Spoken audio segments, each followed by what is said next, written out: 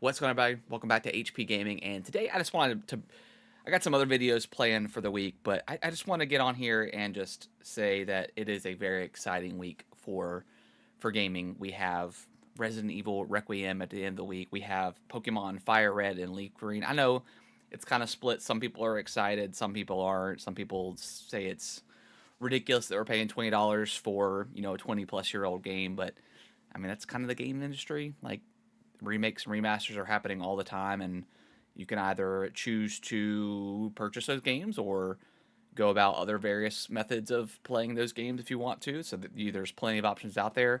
I, for one, am excited to be able to play it on the Switch too, play it on the big screen if I want to.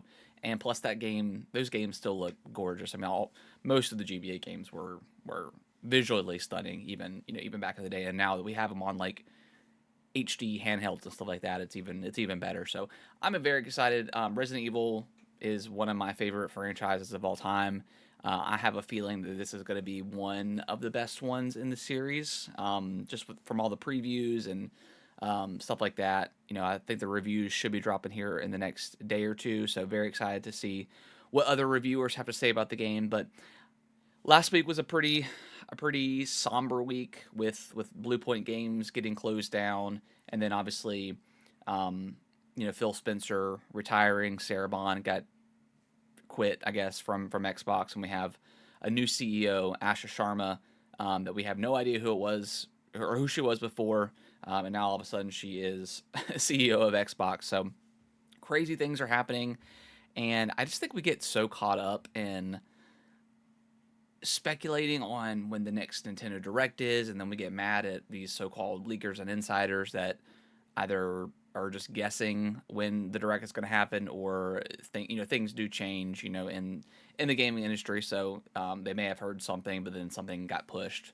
So we get so caught up in the reactionary content and looking forward to what's coming next, whether it's a game or an event or a direct or a state of play, that I think sometimes we lose focus on the actual games that come out, right? We're so caught up in the chase of reacting to the next thing that's getting revealed.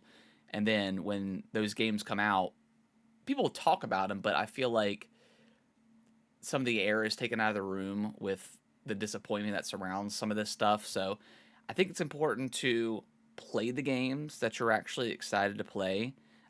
Don't listen to the internet because, if you're excited for Pokemon on Friday, then be excited. Just don't, I don't know, don't read the comments. That's usually what I do. If I'm in a bad mood, or I don't feel like being depressed for the day or something like that.